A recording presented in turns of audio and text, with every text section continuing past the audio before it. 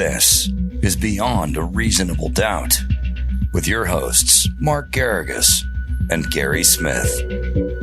Well, what do you say, GPS? Is this going to be strike three or take three? I think third time's a charm if this first few seconds is any indication. We haven't seized up yet, but yes, for everyone who might be listening, this is our third attempt at this, and I will just go ahead and repeat the clip I've tried twice. Mark, this might be the last Beyond a Reasonable Doubt ever where you're allowed to continue with your anecdote that Trump is not a convicted felon. We'll see, because, I'd like to just take a little bit of a tap dance here or victory lap. In this sense, I have been saying for 6 months, almost 7 months, that every time we call him a convicted felon, and I always said this, either federally or California state, Donald Trump, the president-elect, erstwhile president, soon to be future president, is not a convicted felon under those rules because he has not been sentenced. We have been second guessed. We have been tweeted at, we've been whatever you want, commented at. YouTube commented, Reddit commented. I mean, anywhere that you can comment, people have had opinions. Yeah. Well, guess what? No greater authority than the judge who presided over this case has basically weighed in now today. Today, as we're taping this, yesterday, whatever it was, whatever virtual time and space continuum we're occupying right now. Yeah. And he has said sent a sentencing date of January 10th? 10th, correct. That's this coming Friday.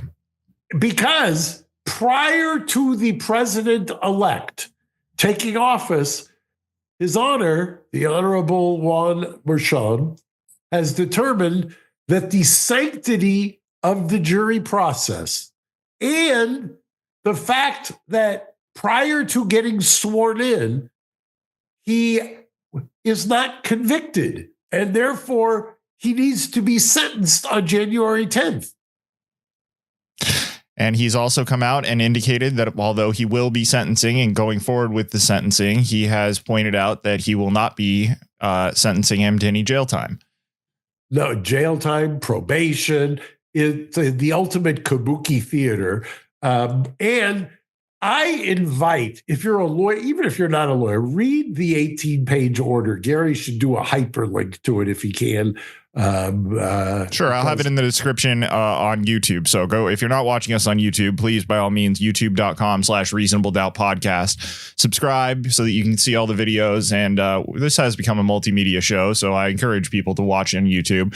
But if you want to see the filing that Mark is referring to, it will be in the YouTube description of this video.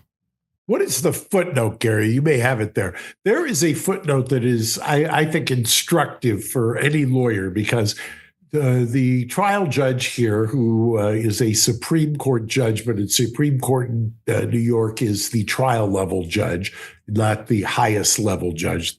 He drops a footnote in there in which the footnote is, I think, on the first page, Gary. Oh, the first page. Sorry, that'll be up here. Let's go down and see. He drops a footnote that I may keep going down. Let's see.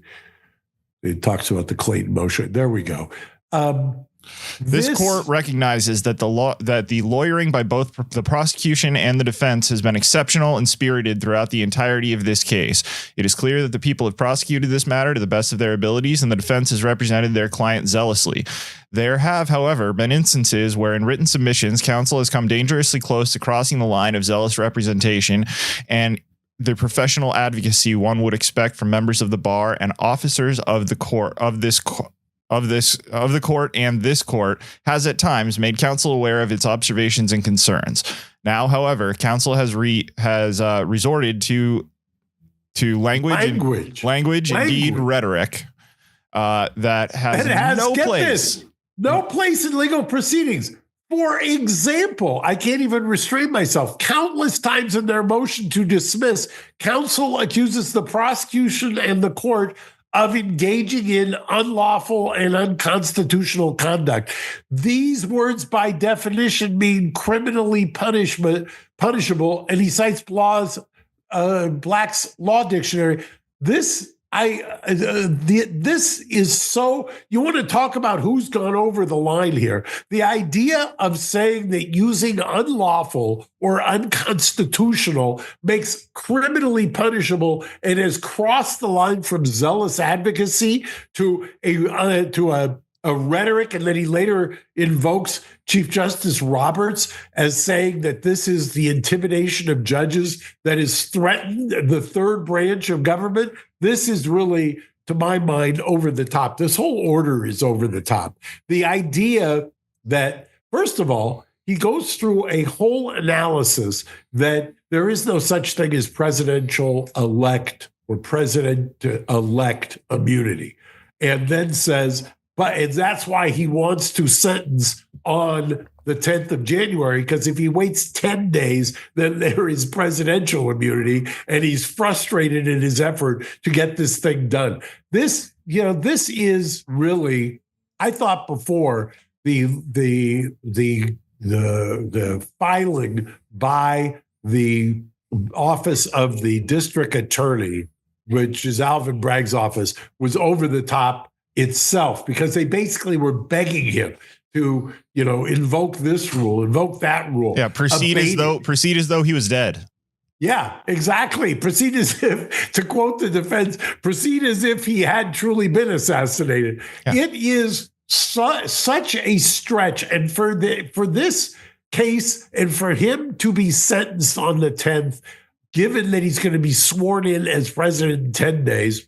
And he makes the argument, actually, in the order, or he reasons, if you will, because it's not even an argument because he's ordering it, that this is of the president's own making. That's exactly what I was going to bring up. Yeah, because he has asked for it to be delayed. He's basically blaming Trump for the fact that this is happening when it's happening, that it was at the behest of the defendant.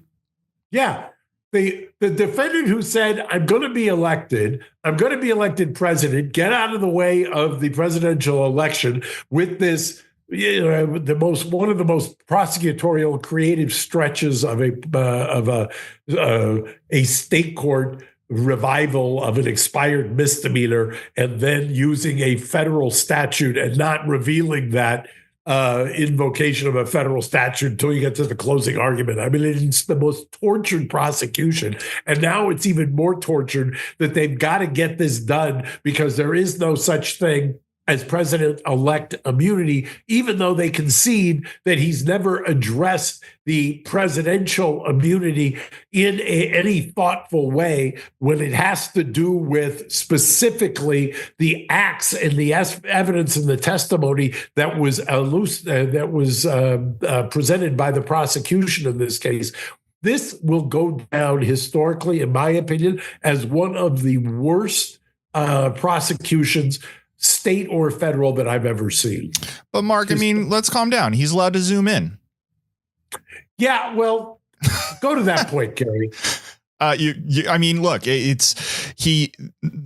are many arguments to be made here, but basically he's waiving the requirement for Trump to be there in person because he knows that Trump would make an argument that it is hindering his transition and his ability to start his process of becoming president. So he has waived, which is extremely rare, the requirement for him to be in person for sentencing. So he allowed Trump to zoom in for the sentencing, knowing that if he didn't, that there would be an argument made by his defense team that it put undue burden on him, asking him to interrupt his transition process to come to New York and sit there for the sentencing. You're not supposed to advise acts, but I think that this is the fact that he is waiving the requirement without a request from the defendant to waive the requirement of your presence to be in front of him for the sentencing. I wouldn't even respond at this point. I would just tell them, go pound sand. What are you going to do? Issue a bench for it? What are you going to do? Issue a body attachment, drag me in there? I wouldn't even respond. I wouldn't even literally would not dignify this proceeding, and I use that term loosely, with the presence. If I'm Todd Blanche, who, by the way, has been nominated for, I believe, the number 2 position, and his co-counsel in the number 3 position of the Department of Justice.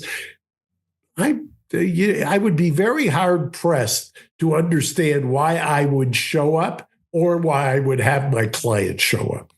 I would too. I have enjoyed some of the reporting around this from, I think that we both read a wide gambit of news to try to make sure that we're getting informed opinions from both sides of the aisle. And I've really enjoyed some of the reporting that people have been pointing out that once he is convicted of these felonies, he's going to need special waivers from certain countries in order to travel internationally, as though, Canada is going to make him, fill out forms in order for the president of the United States to visit one of the North American neighbors. It's just, some of it is just so absolutely ridiculous and pearl clutching, and just it's, I'm not saying that it's not ridiculous on both sides, but it is. There are some of the angles on this. The reporting on this is just hard to read. The reporting is hard to read. I invite people to read the order. Before you want to have a water cooler discussion, I invite you to read the order. I invite you to read the lengths to which the Clayton motion, that's a motion that is peculiar there to the state court, was not granted. The Alabama rule was avoided. The just litany of standing on your head to get around the fact that this is just it may be the outrage of the month. And there's a lot of outrages that I can talk about, legal outrages, but the idea that somehow you're going to tell somebody who has not asked that his personal presence been waived, who is objecting to the whole proceeding.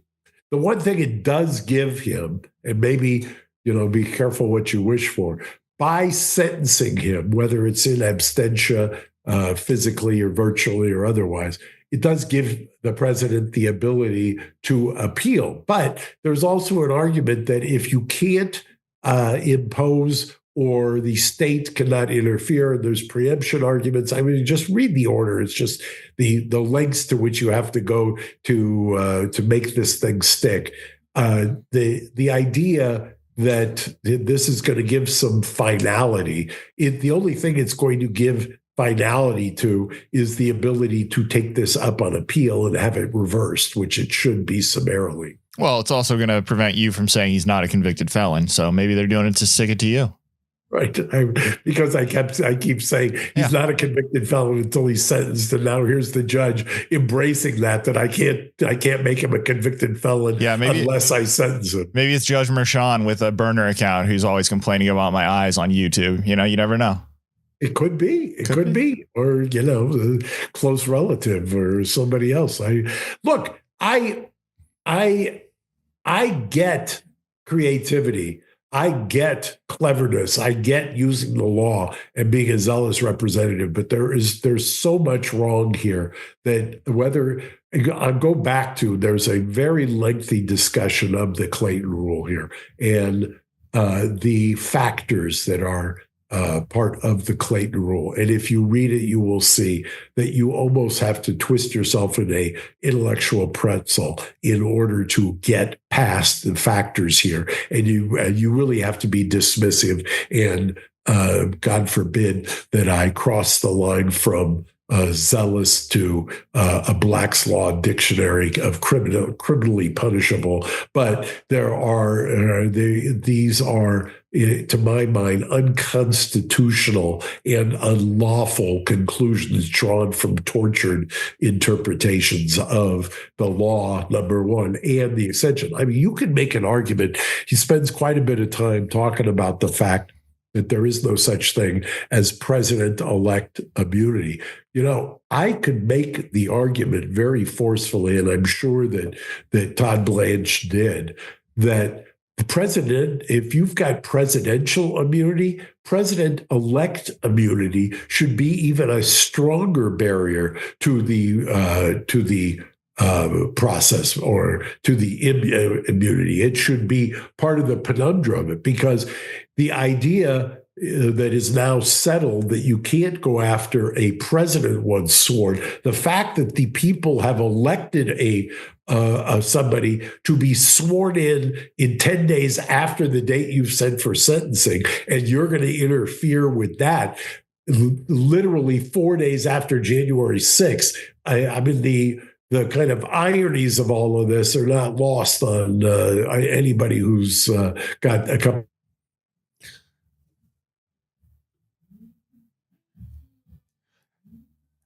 Yeah, it appears that Mark may have frozen up, or my internet may have frozen up there, but I couldn't agree more. I mean, I think that there is a very strong argument to be made there that the presidential immunity should absolutely cover the time after the election, because the last thing we want is people using that 65 days or so to try to figure out a way to embroil the incoming president in some sort of a legal problem. I mean, that time should be absolutely protected, and I don't think that that's a stretch to make that argument. And I'm sure his team, has attempted to do that. And, the whole thing's a little ridiculous. Mark, to change gears here just a touch, it looks like you might have come back to me here. I believe I see some movement. Is that true? Clap twice. I hope I move it. I don't know whose internet we're going to. It's got to be mine. It's got to be mine. I mean, I'm not blaming it on the three-piece band in my neighbor's yard that hopefully people can't hear, but it's certainly something that is distracting me. I made reference to YouTube comments, and I think that it's only right that we highlight the YouTube winners for this week for the merch, which I'm wearing for anyone who's watching on YouTube. That's just coincidence. This is what I like to wear on the weekends, but we had two winners selected by Mark, and one is Eric Tweedle at Eric Tweedle. In all honesty, Gary is great, and the podcast is much better since he has joined, even if we don't get midweek updates anymore. That's very nice, Eric. I joined at the exact same time as Adam and Mark, so I'm not sure what that exactly meant, but I appreciate it nonetheless. And then the second winner that Mark selected is Seth S2118, and it says, on next week's episode, surprise attack, hey Gary, let's count down our top 10 favorite Gary insults from the comments of 2024. No, thank you. I actually am going to embrace that for next week. So in the comments this week, top 10, please vote for your top 10 Gary insults. Oh yeah, that's God. Double merch for the winner of that one. You're going to sweatshirt and a t-shirt. We may trot out a double XL too. Yeah, exactly. All right, Mark. So that's clearly the biggest story of the week. Is there another one that you want to? There is, but given our internet challenges, we'll come back and we'll give you a makeup time next week. All right. Well, we'll sandwich in a few more stories along with the best insults towards me next week. Mark, thank you so much for making the time a third time here. And I'm glad that we got something out of this. So appreciate it. And we will look forward to seeing you next week. Thanks, Gary. Talk to you then. Bye-bye. Thanks for listening to Reasonable Doubt. Subscribe on YouTube at youtube.com/Reasonable Doubt Podcast.